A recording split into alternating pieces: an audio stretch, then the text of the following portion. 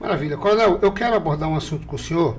Antes de, para a gente concluir a nossa entrevista, fazer uma, eu quero fazer uma pergunta para o senhor. Deixa eu ver até onde é que eu salvei isso aqui. Seguinte, inclusive a minha mãe até comentou aqui na live que ela está assistindo, ela disse... lembrando que seu pai é o 0052 da Polícia Militar. Inclusive, esses dias eu estive no Comando Geral. Eu estava no comando da Polícia Militar uma vez, lá naquela coletiva que eu fui cobrir lá. Aí está lá o nome da plaquinha dele lá, Francisco Gaudêncio Nunes de França.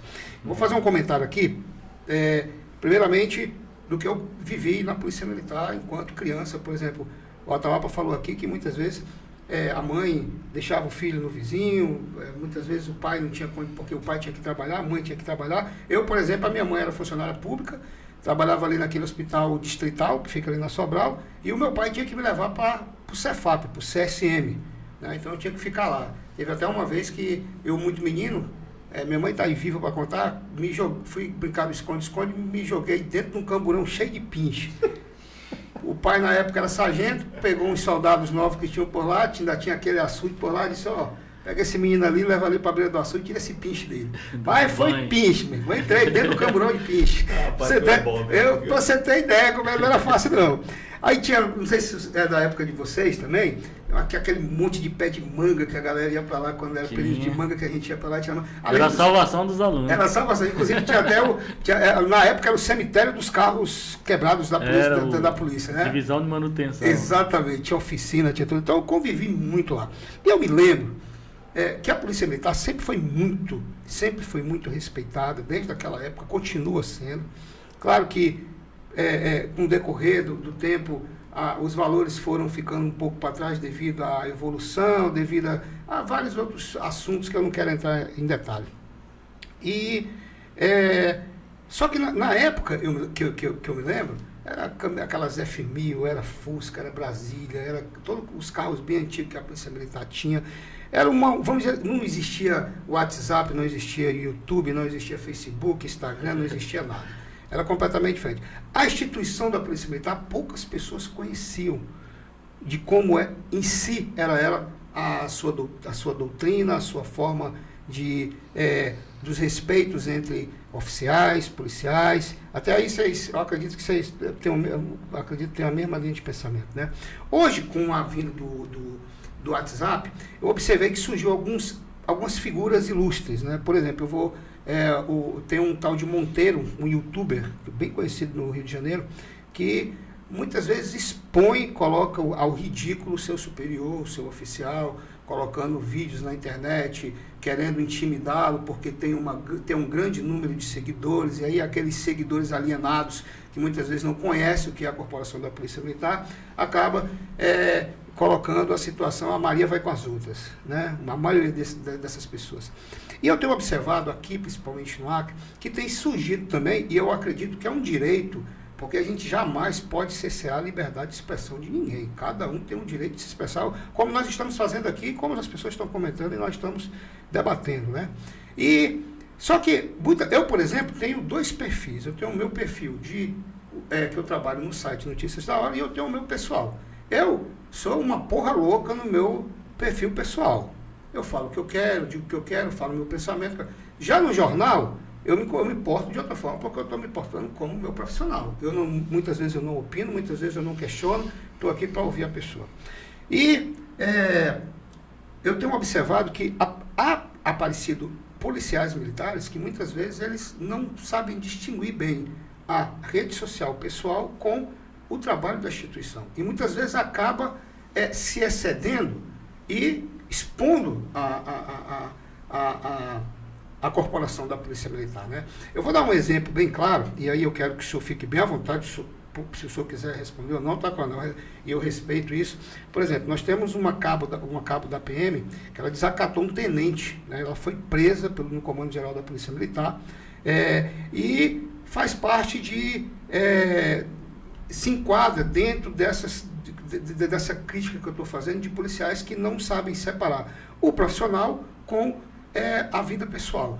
Isso tem atrapalhado de alguma forma o comando da Polícia Militar? O comando da Polícia Militar pretende endurecer mais essas questões de exposição da instituição? Como é que o senhor analisa isso, coronel?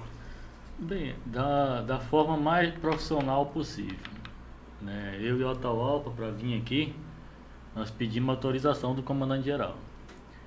Veja que nós somos oficiais do último posto e ainda temos... Ainda tem que cumprir ainda temos um comando acima de nós.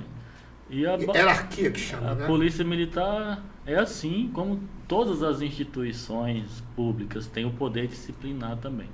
No nosso caso, nós somos militares e ao voluntariar, se fazer um concurso e ingressar na Polícia Militar, você é voluntário para a carreira militar.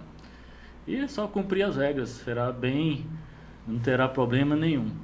E tudo que a gente faz, mesmo exercendo o direito de liberdade de expressão, tem consequência, né? Seja administrativa, civil ou criminal.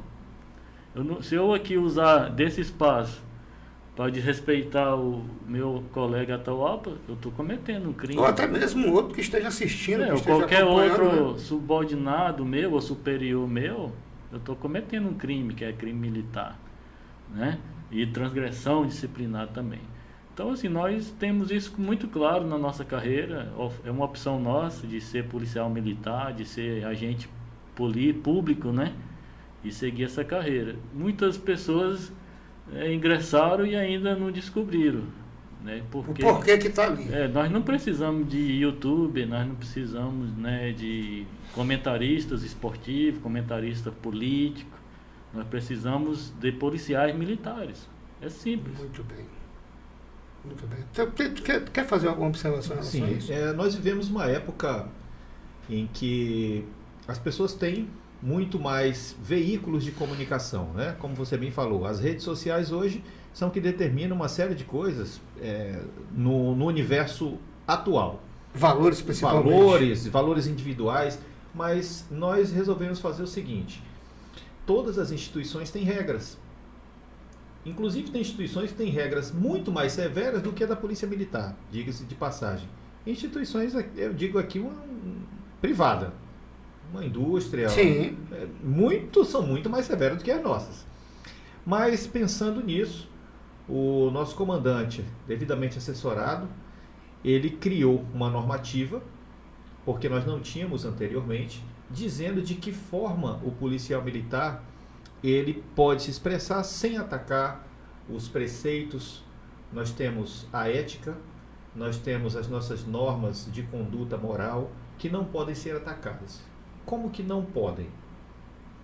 Quando digo não podem, é porque elas normalmente terão uma consequência para isso. Da mesma forma, eu sou livre, mas eu não posso fazer tudo que eu quero. Eu não posso sair andando pelado na rua, por exemplo. Vai gerar uma consequência isso. Então nós temos, dentro do nosso sistema de leis e regulamentos, nós temos regras de conduta moral. E a gente precisa respeitar isso. Nós sobrevivemos dessa hierarquia e disciplina há centenas de anos.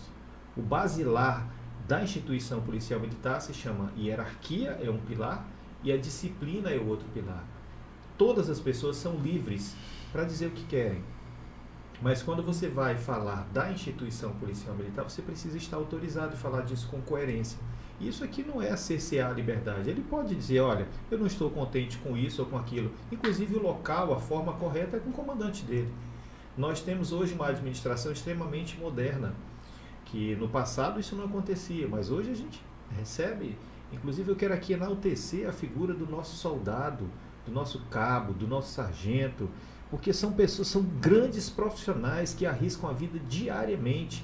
As pessoas às vezes querem fazer uma briga entre oficiais e praças, isso não existe. Isso está no imaginário de algumas pessoas. Eu protejo a vida dele, ele protege a minha vida. Quando estamos na rua, somos todos irmãos. Por isso que nos tratamos assim. Existe a hierarquia e a disciplina, existe o respeito um para com o outro. Mas se você não sabe o tamanho da admiração, enquanto coronel, tenho pelo soldado que doa a sua vida diariamente, que sai todos os dias de casa para o serviço sem saber o que vai encarar pela frente. Se vai encarar um maluco com a faca na mão, com a arma na mão, E ele está lá pronto para o que deve para defender a sociedade. Então o comandante editou uma norma que regulamenta isso. A pessoa pode ter, e como tem a sua rede social, pode falar da sua vida privada, o que ele não pode é ficar tecendo críticas inapropriadas à sua instituição. Assim como você não vê no Poder Judiciário, você não vê no Poder Legislativo, você não vê no Poder Executivo, você não vê numa empresa privada. É da mesma forma. Nós seguimos a nossa deontologia, que é a ética voltada para o profissionalismo, né? Para a profissão, no caso. Aí o caso da profissão é ser policial militar.